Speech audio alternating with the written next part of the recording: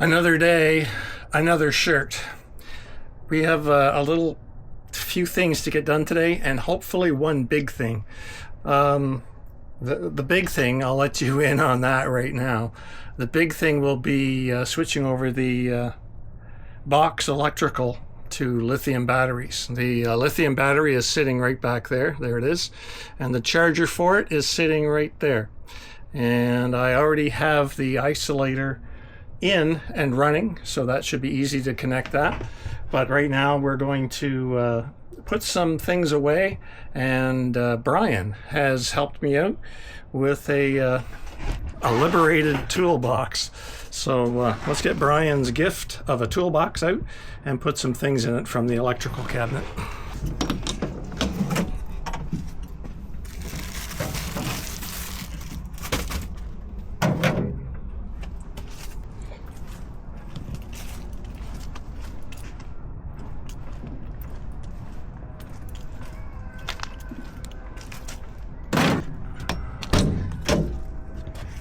Thank you very much, Brian, for this toolbox. It's going to come in handy.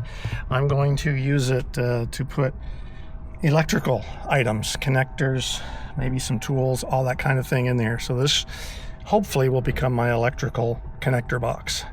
Now this looks like a real mess in here because it is. It's been a project on the go.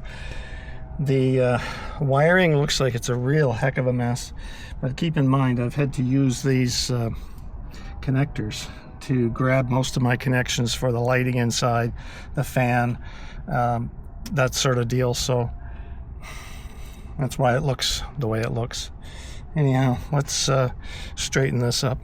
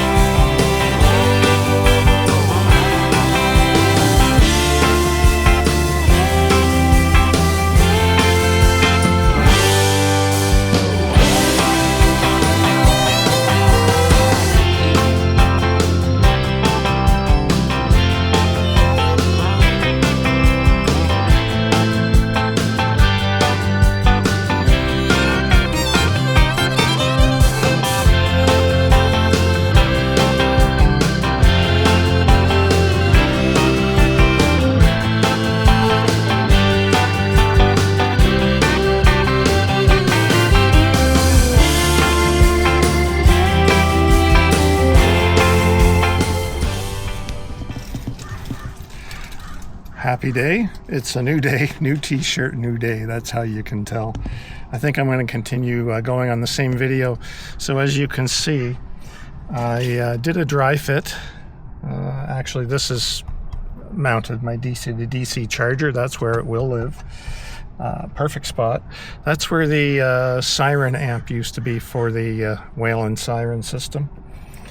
So the DC to DC charger is there, and then in back I have my Renogy 2000 watt inverter, and it's a switching inverter, so it will use this socket on the outside as its input during home time to charge the batteries and also supply all the power I'll need inside.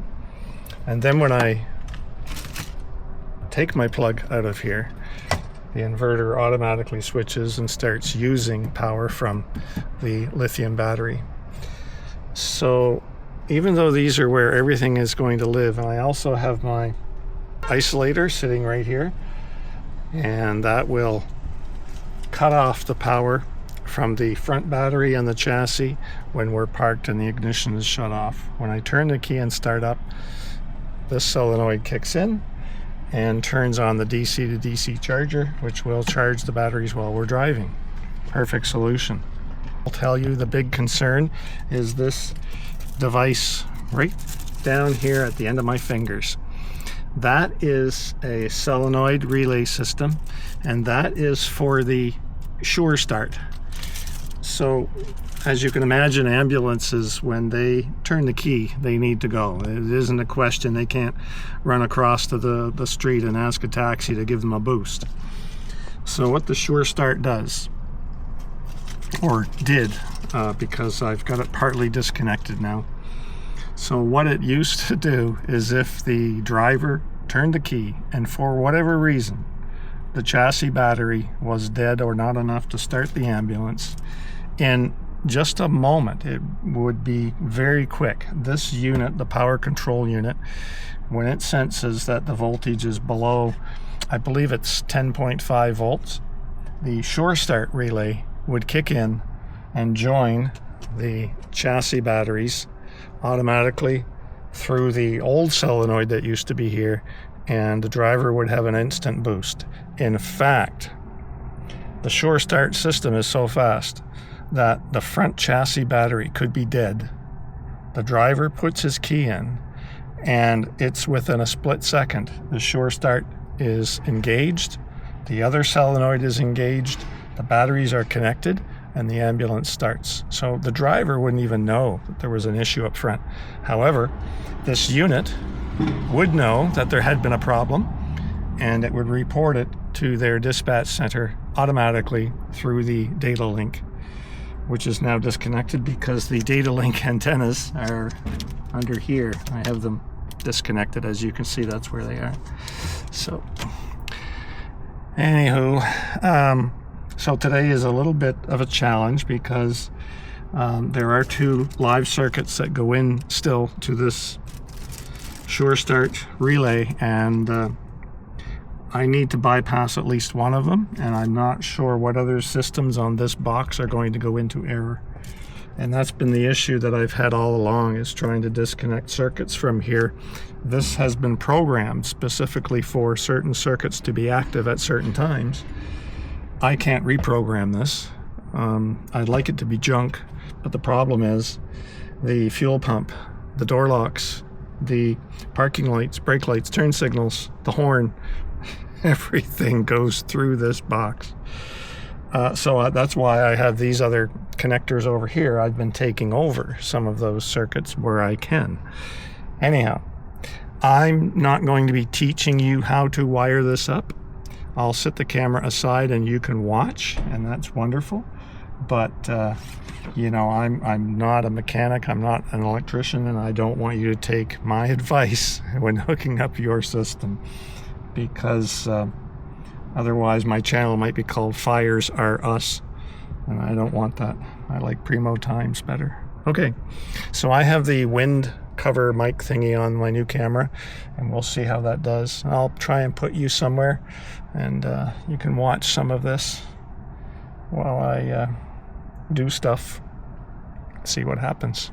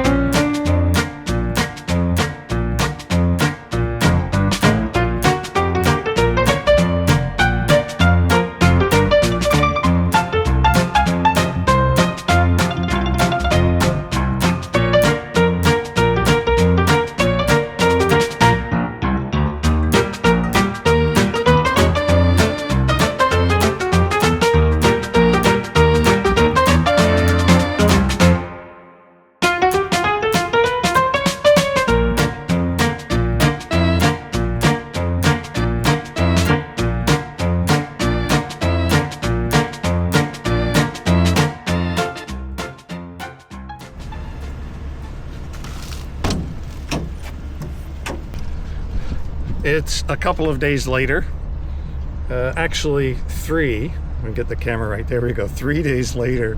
I apologize, but I'm still not feeling well, as you know, and time ran out and weather changed the whole bit. In the cabinet here, a lot has happened. As you can see, the big battery, the 200 amp hour Zooms or Redodo battery is in place. I now have the Renogy switching inverter is in place as well, and it's running. I don't know if you can see the display is working fine. And my DC to DC 40 amp charger for the lithium batteries in place. Now, also I mentioned I did have this isolator to cut out the battery engine voltage circuit when I shut the engine off. That's been running just perfectly. I've also just installed a fuse block in which I can put all my circuits onto here, and that's just great. I have one right now, and that is something I'll show you.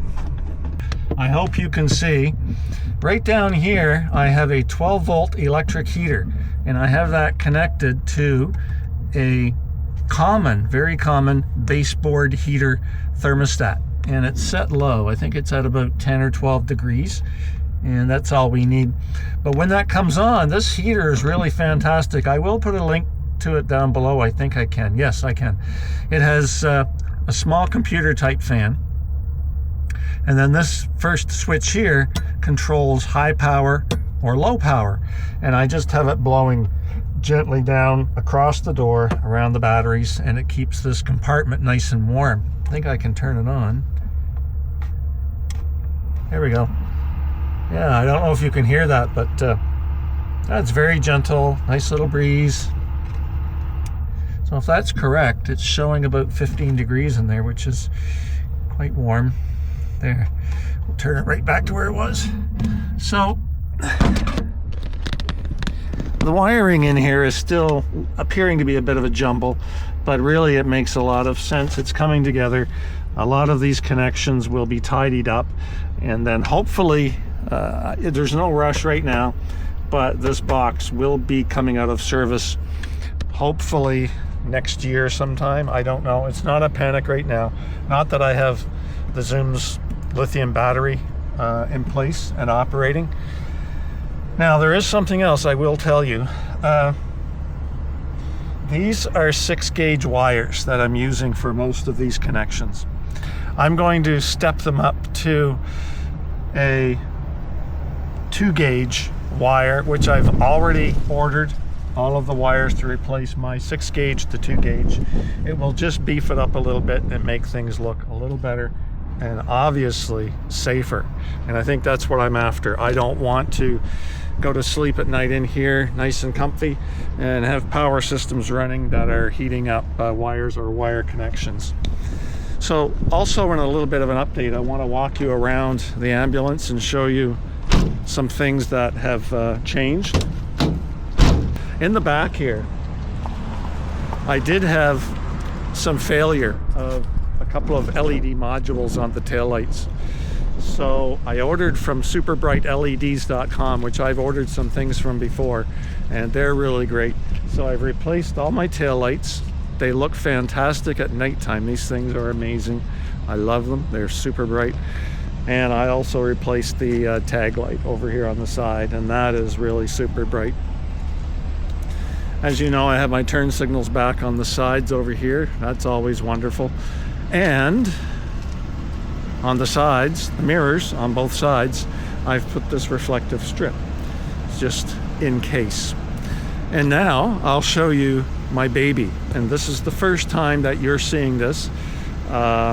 It's only been on the ambulance now for about 3 days, but it's getting so much attention, it's amazing. And there it is.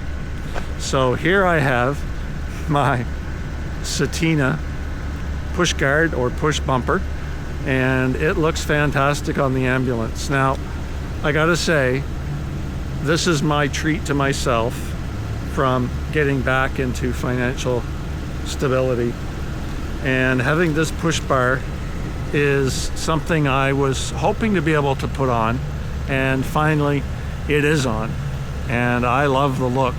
It's amazing. It's a great piece of kit, and it makes this thing look amazing. Really turning heads. And not that attention is good, but it doesn't hurt. Folks, you're awesome as always. I appreciate your time and your attention. Please share my videos. Please tap the like down below. It really helps me out. And subscribe if you'd like. That way you'll keep up to date on all my new videos. I have more coming. The electrical work was really intimidating and a bit for me to do, especially taking time to stand outside for several hours and do the work. My physical condition is pretty up and down at times, and I've been doing my best. At any rate, I love you all. Take care, and we'll talk to you very soon. Bye-bye.